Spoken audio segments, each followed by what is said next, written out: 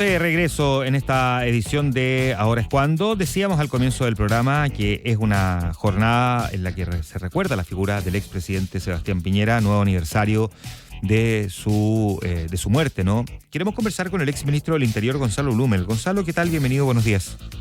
Hola Juan Manuel, ¿qué tal? Buenos días. Muy bien, pues Gonzalo, déjame partir preguntándote, han pasado ya 2 años desde ese momento. Vimos no me gusta mucho la palabra, pero da lo mismo si me gusta o no a mí, esto es una cosa personal, pero no sé si es la palabra correcta, ¿no? Una especie de tregua en términos políticos tras la muerte del expresidente, que provocó una conmoción en muchísimos niveles en la sociedad, pero también en materia política. Para muchos era como una especie de reinicio en términos de entender la relevancia de que el contrincante no es el enemigo. 2 años después, ¿cómo miras tú lo que ocurrió en ese momento versus lo que pasa hoy?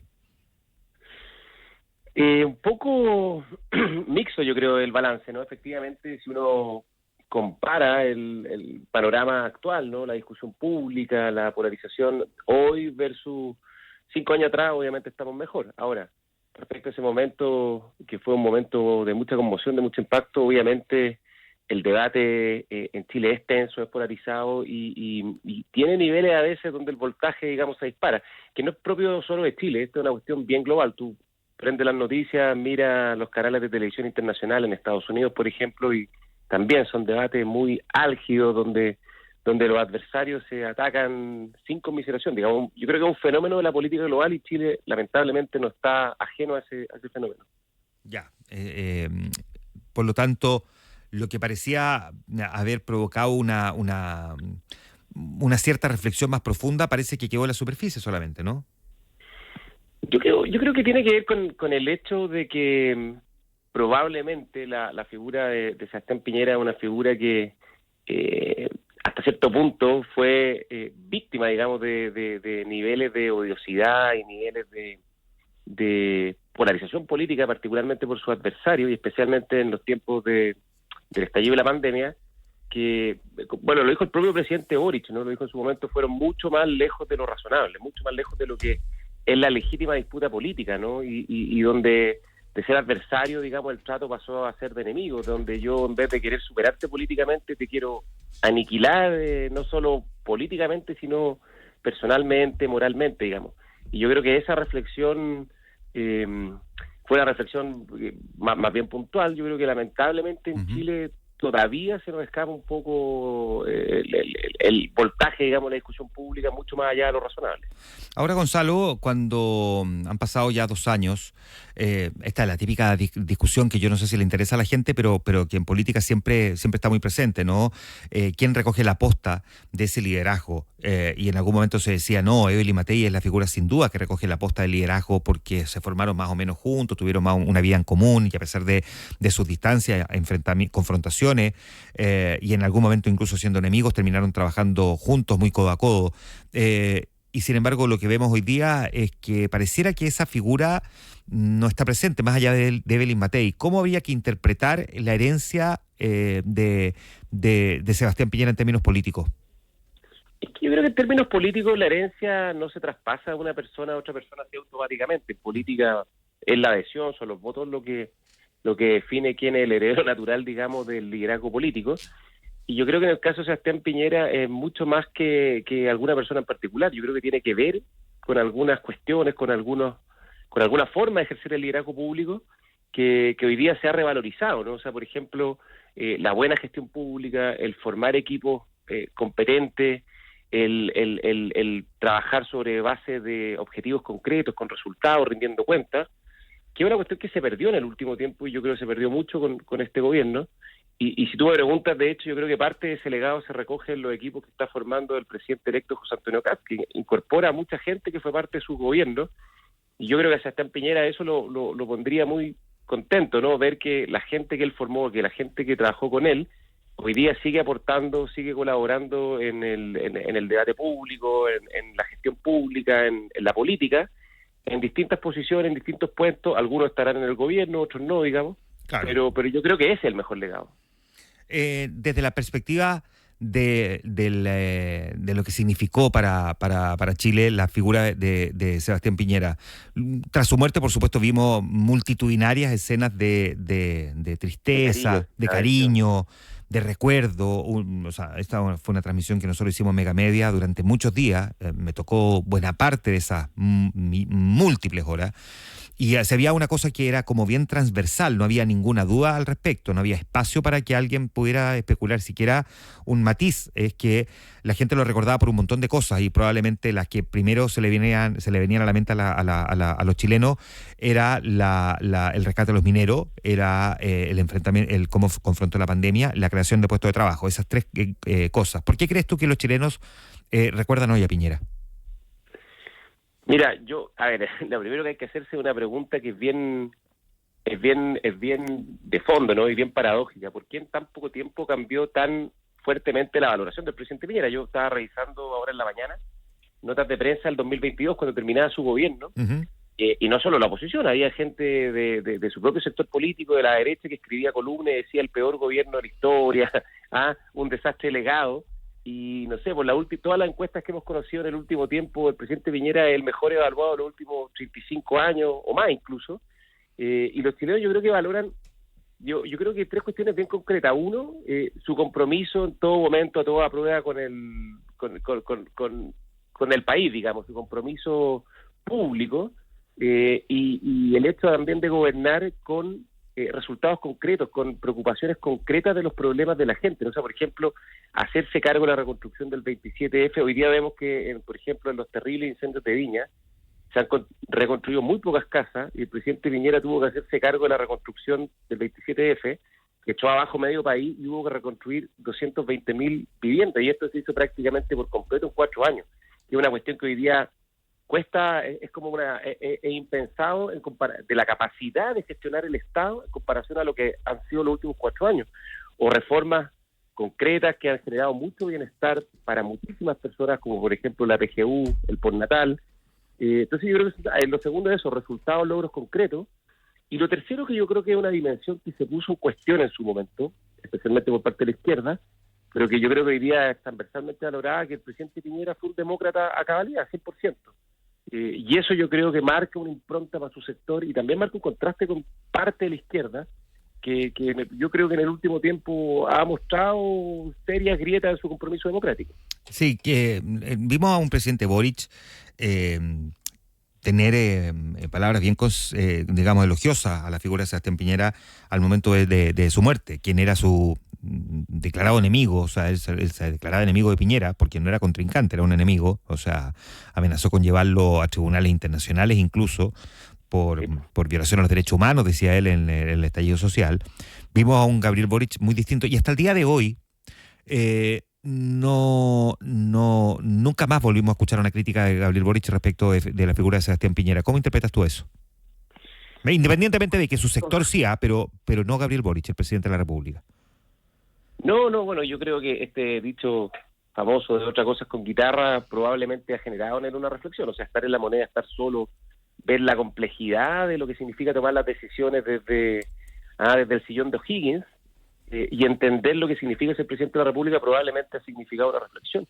Y ojo con una cosa, Juan Manuel, que esa reflexión no solo la ha hecho Gabriel Boric. José Antonio Kast, hoy día presidente electo, que fue también un tenaz crítico por la derecha del presidente Sebastián Piñera, ha hecho un giro súper importante, ¿no? Y lo que ha dicho en el último tiempo, se reunió con la familia entre primera y segunda vuelta, hizo una reflexión súper importante cuando gana la elección la noche, que da su discurso como presidente electo, incorpora a mucha gente que fue parte de su gobierno a los equipos del futuro gobierno del presidente Kast. Creo que también eso es llamativo, ¿no? Y yo creo que tiene que ver con eso, porque a veces la política te lleva, digamos, probablemente a debates, digamos, a críticas que a veces son irreflexivas, son injustas, si es la política, nos guste o no nos guste, y con el paso del tiempo se calibran mejor. Y además yo creo que los hechos se terminan imponiendo por su peso. Si cuando tú miras las encuestas, es impresionante. En marzo del 22 había una opinión muy negativa, un juicio muy negativo de la figura del presidente Piñera, y hoy día es valorado por la gente como el mejor presidente desde el año 90 a la fecha. Ya, eso significa que a ver, déjame volver un paso atrás. Tú recordabas lo que se escribía en el 2022, incluso de personas desde la derecha, peor gobierno de la historia, y ese tipo de cosas, que son frases que, digamos, que siempre te penan, ¿no? Envejecen muy mal en la mayoría de los casos. Claro. ¿Tú dirías que en el caso del presidente de Piñera, por qué crees que se fue del cargo con esa baja valoración? O al menos esa mirada crítica. No, yo creo que el estallido en su momento fue un golpe muy profundo a su figura, a su gobierno, y costó mucho superarlo, costó mucho que se comprendiera la forma en que se fueron abordando y resolviendo los problemas y la crisis que fue el 18 de octubre, ¿no? O sea, desde el lado de la izquierda la crítica fue implacable, y de hecho no solo era una crítica política, había derechamente un ánimo de sacarlo de la moneda y interrumpir su mandato, por distintas vías, ¿no? Y desde el lado de la derecha también hay una crítica muy fuerte, muy profunda, porque no se actuó con más energía, porque no se usó a los militares, porque no se reprimió con mucho mayor fuerza. Y yo creo que esas críticas, obviamente, particularmente desde el lado de la derecha, se han ido temperando un poco más, digamos, producto de que finalmente yo creo que los resultados han mostrado de que las decisiones fueron las correctas. Probablemente, esto es una reflexión muy personal, hubiera sido, y lo dijo Pablo Ortúzar también recientemente, hubiera sido muy difícil que alguien como José Antonio Kast ganara la elección de la forma que la ganó, si es que probablemente la crisis del estallido del 18 de octubre se hubiera resuelto de otra manera, no solo en base a la fuerza, a la represión. El costo que hubiera tenido eso para la derecha hubiera sido gigantesca, y muy difícilmente la derecha hubiera vuelto a la moneda tan rápido después de un conflicto que la marcó tan profundamente. Ahora, de tu propia reflexión, Gonzalo Blumel, del recuerdo de ese momento, habiendo pasado el tiempo, si el tiempo ayuda, digamos, a evolucionar también la reflexión y las convicciones, incluso más allá de que hayan quedado puestas en tinta sobre papel, tú escribiste un libro al respecto. ¿Qué concluyes habiendo pasado ya un trecho importante? Estamos en 2026, esto fue el 2019. Sí, pues ya han pasado 6 años ya, Sí, po. más de 6 años. Yo te diría que la crisis del estallido del 18 de octubre es la crisis de nuestra generación, es la mayor crisis de nuestra democracia desde el año 90 por lejos. Yo creo que nos estuvo al borde del abismo, fue un momento cúlmine donde pudimos tener, digamos, una crisis que podría haber tenido una deriva infinitamente peor y quizás donde hubiera terminado. Y yo creo que la templanza, la prudencia, la capacidad de ir abordando los problemas paso a paso que tuvo el presidente Piñera, que lo lideró con mucha templanza, fue fundamental para que el país no naufragara, ¿no? Y yo creo que eso marca, fíjate que marca un estándar, marca una vara y marca un sello para, no solo para quienes van a estar en la moneda, sea del signo político que sean, sino también yo creo que para nuestro sector, para mi sector político, para la derecha, donde básicamente el gran mensaje, la gran lección y el aprendizaje, creo yo, es que los problemas de la democracia hay que resolverlos sobre la base del diálogo, la negociación, más que de la fuerza bruta y de tratar de resolver los problemas única y exclusivamente por la fuerza. La fuerza del Estado obviamente es legítima, se tiene que usar cuando hay que usarla, la violencia nunca es legítima y el Estado tiene herramientas para enfrentarla y las tiene que usar, pero también se tiene que usar con inteligencia, se tiene que usar con prudencia.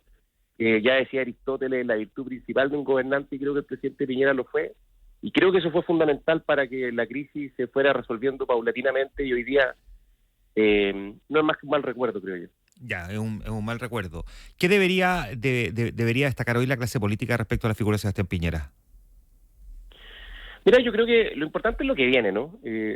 El gobierno que va a asumir en marzo, yo creo que se está formando los equipos, se anunciaron ministros, ahora vienen subsecretarios, delegados presidenciales, y yo creo que lo que cuenta, a propósito de esta idea de tener un gobierno de emergencia que se encargue de lo fundamental, seguridad, migración, crecimiento económico, es que desde el punto de vista de lo que es el legado de la figura del presidente Piñera, se cumplan, se tomen decisiones, se hagan las reformas y se cumplan los compromisos y que se evalúe precisamente en función de esos resultados, ¿no? O sea, es decir, si dijimos que vamos a terminar con la migración irregular, si dijimos que vamos a enfrentar frontalmente el crimen organizado, si dijimos que vamos a recuperar el crecimiento y el empleo en Chile, bueno, que se tomen las medidas, que se tomen las decisiones, que se formen los equipos y que los resultados hablen por sí solos, ¿no? Que yo creo que ese es el valor de la forma de gobernar del presidente Piñera, que era más que eso era parte de lo que le criticaban, digamos que más que las narrativas, más que la lírica, más que la poesía, que eso